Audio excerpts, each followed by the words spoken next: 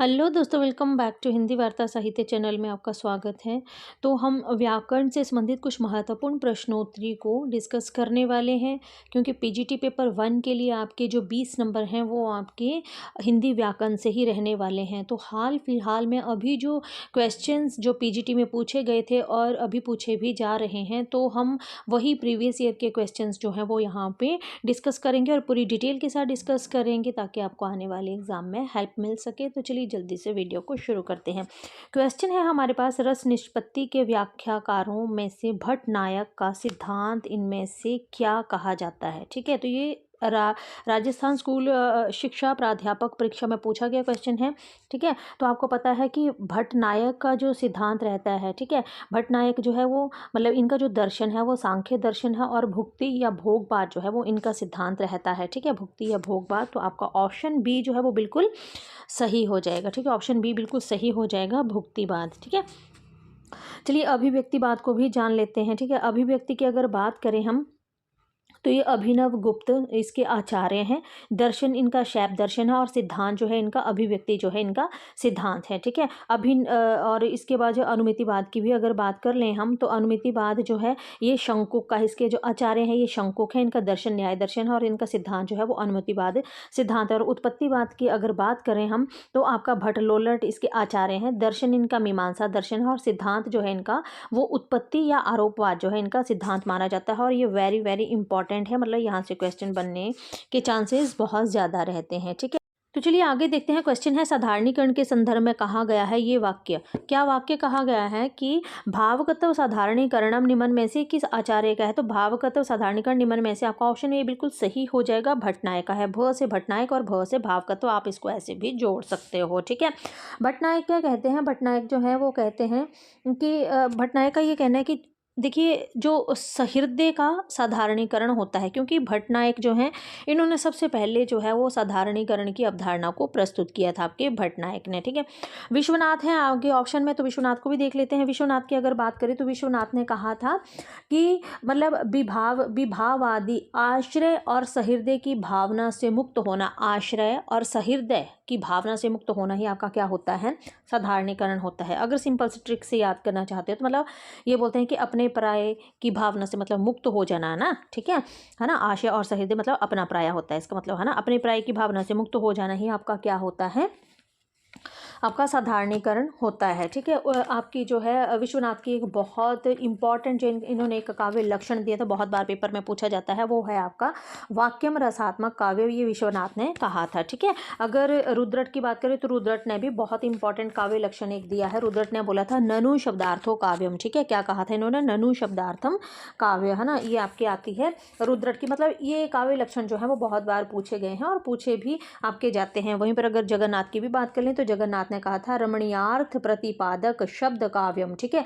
कि रमणीयार्थ प्रतिपादक शब्द काव्यम, तो ये आपके जगन्नाथ ने कहा था। और ये जो आपका क्वेश्चन है, तो देखिए ये क्वेश्चन जो है आपका वो 18 में, 17 में और 2014 में ये 3-4 बार पूछ लिया गया है, तो है ना इंपॉर्टेंट है ये आपका क्वेश्चन। ठीक है, चलिए आगे चलते हैं। आगे है हमारे पास क्वेश्चन है कि रस के स्वरूप के संबंध में, ठीक है, रस के स्वरूप के संबंध में इनमें से कौन सा कथन असत्य है। ठीक है, हमें असत्य को बताना है कि रस के स्वरूप के संबंध में कौन सा कथन जो है वो आपका असत्य है। ठीक है, तो देखिए सबसे पहले देखते हैं इसको। यहाँ पर क्वेश्चन क्या पूछा क्या है कि रस वेदांत स्पर्श शून्य है, रस लौकिक आनंद प्रदान करता है। ठीक है, रस ब्रह्मा स्वाद सहोदर है, यह रस जो है स्व प्रकाश आनंद है। ठीक है, देखिए रस वेदांत स्पर्श शून्य है, तो ये बात तो बिल्कुल सही है, क्योंकि रस का जब हम स्पर्श करते हैं तो हम क्या हो जाते हैं, शून्य के समान जो है वो हो जाते हैं। ठीक है, रस लौकिक आनंद प्रदान करता है। ठीक है, तो लौकिक आनंद, तो रस जो है ये गलत है, क्योंकि रस तो हमेशा अलौकिक आनंद की अनुभूति करवाता है, अलौकिक होता है। मतलब आप मतलब लौकिक तो हुआ संसारिक सुख सुविधाएं और मतलब है ना इस लोक में रहकर, पर अलौकिक होता है मतलब रस को लेकर जब हम मतलब अनंत शून्य हो जाते हैं ना, तब इसका ये अर्थ लिया जाता है, मतलब एक अद्वितीय सी अद्भुत सी हमें मतलब उपस्थिति होना। ठीक है, मतलब उसका स्वाद लेना। ठीक है, रस वेदांत स्पर्श शून्य है, ये तो हमें पता ही है। ठीक है, इसलिए अच्छा, रस ब्रह्मा स्वाद सहोदर है, तो ये भी बिल्कुल सही है। रस क्या है, स्व प्रकाश का आनंद है, मतलब रस का जब हम अनुभव करते हैं तो ऐसा लगता है जैसे स्वयं जो है हमारे अंदर जो है प्रकाश का अनुभव जो है वो हो रहा है। तो देखिए लौकिक जो है यहाँ पर, तो इससे आपका क्वेश्चन जो है वो आसान हो जाता है कि रस के संबंध में ये असत्य है कि रस जो है वो लौकिक आनंद प्रदान करता है। ठीक है, तो ये इसका आंसर जो है वो बिल्कुल भी नहीं होगा। चलिए आगे चलते हैं। आगे है हमारे पास क्वेश्चन है, निम्न में से सात्विक अनुभाव नहीं है। ठीक है, देखिए पहली बात तो ये है कि हमने बोला था कि जो सात्विक आपके जो भाव होते हैं, हमने पीछे वीडियो में डिस्कस किया था कि ये 8 होते हैं आपके सात्विक भाव। कितने होते हैं, मिनट पेन ले लूँ मैं। जो आपके सात्विक भाव होते हैं ये कितने होते हैं, ये आपके 8 होते हैं। कौन कौन से होते हैं, स्तंभ होता है, स्वेद होता है, रोमांच होता है, स्वर भंग होता है, कंप होता है, वायवर्ण होता है, अश्रु होता है और प्रलय होता है। ठीक है, तो देखिए इसमें सब हैं पर इसमें अपसमार नहीं है। ठीक है, अपसमार जो है ये हमारा क्या है, ये जो है हमारा, ये हमारा सात्विक भाव नहीं है। ठीक है, तो ये जो आपका सात्विक भाव नहीं है। ठीक है, अपसमार जो होता है ये दुखात्मक संचारी भाव होता है। ठीक है, ये क्या है, आपके संचारी भाव है। हमने बोला था कि संचारी भावों की कुल संख्या कितनी होती है, सो संचारी भाव जो है हमारे वो, उनकी कुल संख्या जो वो 33 होती है। ठीक है, संचारी भावों की कुल संख्या कितनी है, 33 होती है। ठीक है, अब उसमें से हमारा जो एक है आपका, वो आता है आपका दुखात्मक संचारी भाव जो है ये आपका आता है अपसमार। ठीक है, तो यहाँ से ये हमारा क्वेश्चन जो इसका सही आंसर जो हो जाएगा वो हो जाएगा आपका ऑप्शन सी जो है ये बिल्कुल सही हो जाएगा। तो चलिए आगे है क्वेश्चन कि निम्न में से किस रस का स्थायी भाव विस्मय होता है। ठीक है, कि विस्मय जो है वो किस रस का स्थायी भाव होता है। ठीक है, तो आपको पता है कि ऑप्शन ए बिल्कुल सही हो जाएगा। अद्भुत रस का जो है स्थायी भाव क्या होता है, ये विस्मय होता है। ठीक है, अगर हम करुण की बात करें तो करुण का स्थायी भाव क्या होता है, शोक होता है। करुण का स्थायी भाव क्या होता है, शोक होता है। वहीं पर अगर हम भयानक की बात करें, ठीक है, तो भयानक की अगर हम बात करते हैं तो इसका जो स्थायी भाव होता है वो भय होता है। विभत्स की बात अगर हम करें तो इसका जो जुगुप्सा या फिर आपका घृणा, ये 2 रहते हैं इसके। ठीक है आपके, ठीक है। वहीं पर अगर हम रसों की बात करें, है ना, स्थायी रसों की बात करें तो आपको पता है भरत मुनि ने जो है वो अपने नाट्य शास्त्र में 8 तरह के रसों का वर्णन किया, मतलब 8 रस जो है वो भरत मुनि ने माने हैं। ठीक है, कौन कौन से हैं, ठीक है, तो देख लेते हैं इनको कि रस मुख्य रूप से आपके 8 होते हैं, कौन कौन से होते हैं और उनके स्थायी भाव कौन से होते हैं वो भी हम थोड़ा सा डिस्कस कर लेते हैं। ठीक है, देखिए श्रृंगार हो गया, करुण, हास्य, वीर, भयानक, रौद्र, शांत और विभत्सी आपके रस हैं। ठीक है, 8 रस हैं। अब श्रृंगार की बात करें तो इसका स्थायी भाव रति होता है, करुण की बात करें तो शोक होता है, हास्य की बात करें तो हास, वीर उत्साह, भयानक का भय, रौद्र का क्रोध, शांत का निर्वेद और विभत्स का जो है वो जुगुप्सा या घृणा जो है इसका स्थायी भाव रहता है। तो चलिए आगे चलते हैं। आगे क्वेश्चन है रौद्र रस का स्थायी भाव क्या है, तो रौद्र रौद्र रूप जब धारण करते हैं तो क्या आता है, हमें क्रोध आता है। तो ऑप्शन भी बिल्कुल सही हो जाएगा। ठीक है, अगर हम घृणा की बात करें, है ना, घृणा जो है ये विभत्स का जो स्थायी भाव है। विभत्स जो है इसका जुगुप्सा और घृणा ये 2 स्थायी भाव होते हैं। ठीक है, आश्चर्य की बात करें तो आश्चर्य का जो स्थायी भाव रहता है ये अद्भुत का अद्भुत, ठीक है, अद्भुत का जो स्थायी भाव होता है आश्चर्य। ठीक है, हास की बात करें तो हास जो है ये हास्य रस का जो है वो स्थायी भाव रहता है। ठीक है, चलिए आगे चलते हैं। आगे हैं रस के 3 पक्ष होते हैं, निम्न में से एक विकल्प गलत है। ठीक है, अब देखिए रस के जो ये देखिए ना, ये पीजीटी एग्जाम में पूछा गया क्वेश्चन और पीजीटी में इसी तरह के क्वेश्चन जो है वो रहते हैं। ठीक है, तो पीजीटी में पूछा गया था ये कि रस के 3 पक्ष होते हैं, निम्न में से कौन सा विकल्प जो है वो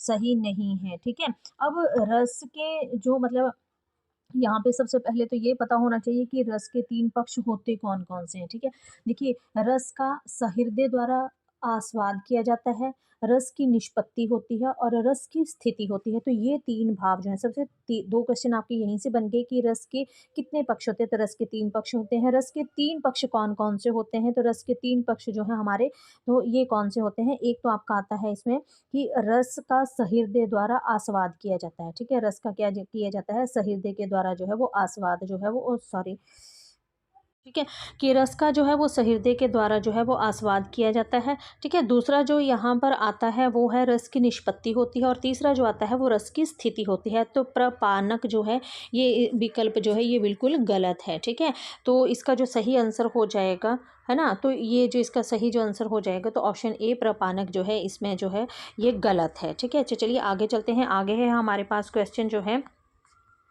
कि राम रावण युद्ध में राम रावण पर क्रोध करते हैं, ठीक है, राम रावण पर क्रोध करते हैं, तो रावण राम के क्रोध का डैश है, तो राम जो है वो रावण के क्रोध का डैश है, तो ऑप्शन ए जो है बिल्कुल सही हो जाएगा, आलम्बन विभाव है, ठीक है, क्या है, आलम्बन विभाव है, ठीक है। और ये जो है देखिए ये भी आपका पीजीटी एग्जाम में जो है वो पूछा गया क्वेश्चन है, ठीक है। अब देखिए ना, यहाँ पे हमने कल भी मतलब मैंने पीछे वीडियो में भी डिस्कस किया था कि राम रावण युद्ध में जब राम रावण पर क्रोध करते हैं तो रावण राम के क्रोध का आलम्बन विभाव है।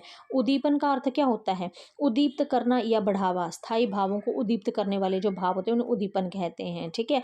आलम्बन आलम्बन उद्दीपन के कारण शरीर में होने वाली हलचल संचारी भाव है, ठीक है। मतलब अब देखिए ना, राम रावण तो मतलब एक हलचल किसने पैदा कर दी, राम ने रावण मतलब राम ने जब रावण को देखा तो उनके मन में क्या आ गया था, एक हलचल सी आ गई थी, ठीक है। आलम्बन आलम्बन को हमने कल भी डिस्कस किया था कि आलम्बन क्या होते हैं, ठीक है। एक बार मैं आपको फिर से बता दूं, मैंने आपको बताया था कि आलम्बन क्या होता है, मतलब आलम्बन होता है कि किसी व्यक्ति या वस्तु के कारण मतलब व्यक्ति के जब मन में भाव जागृत होते हैं तो उस व्यक्ति अथवा उस वस्तु को आलम्बन कहते हैं। अब देखो ना, राम और रावण का जब युद्ध हुआ, राम और रावण का जब युद्ध हुआ तो राम के मन में हलचल हुई थी रावण को देखकर, ठीक है, हुई थी ना, रावण को देखकर हलचल की, मतलब जब सीता का अपहरण कर लिया था उन्होंने, है ना, तो मतलब यही वो व्यक्ति था जिसको देखकर राम के मन में भाव जागृत हुए थे, तो जिसको देखकर मन में भाव जागृत होते हैं वो होता है आपका आलम्बन, तो ऑप्शन ए जो है ये बिल्कुल सही हो जाएगा आपका, ठीक है। ऑप्शन ए जो है ये बिल्कुल आपका सही हो जाएगा, ठीक है। अगर हम उद्दीपन की बात करें तो उद्दीपन क्या होता है, रस को उद्दीप्त करने वाली आलम्बन की चेष्टाएं, तो सिंपल सा याद रखो, उद्दीपन क्या होता है, मतलब रस को उद्दीप्त करने वाली जो चेष्टाएं होती हैं ना उनको उद्दीपन कहते हैं, ठीक है। उद्दीप्त करना, ये बढ़ावा देना, मतलब अब हमारे जो रस होते हैं, मतलब जो भी हमारे स्थायी भाव है ना, स्थायी भाव क्या है, रति, शोक, हर्ष, क्रोध, भय, जुगुप्सा, ये जो सारे होते हैं, ये मतलब जिस इंसान को देख के जब जाग जाते हैं, मतलब किसी स्थिति को देखकर जब ये भाव जागते हैं तो वो आपका उद्दीपन हो जाता है, ठीक है। संचारी भाव क्या होते हैं, संचारी भावों को भी हमने बोला था, जो भाव विशेष रूप से, मतलब जब भाव विशेष रूप से स्थायी की पुष्टि करते हैं, स्थायी भावों की पुष्टि करते रहते हैं तो उन्हें हम संचारी भाव कहते हैं, ठीक है। और अनुभाव क्या होते हैं, तो अनुभावों की भी हमने बात कर ली थी कि अनुभाव जो भावों के पश्चात उत्पन्न होते हैं उन्हें अनुभाव कहते हैं, ठीक है। मतलब जब भाव के बाद मतलब जो भावों के पश्चात उत्पन्न होते हैं उन्हें अनुभाव कहते हैं, ठीक है। तो इस तरह से हमने ये चारों ही ऑप्शन को डिस्कस कर लिया, तो आज हम इतने ही क्वेश्चन को डिस्कस करेंगे, अगली वीडियो में अगले क्वेश्चन डिस्कस करने वाले हैं, तब तक के लिए धन्यवाद।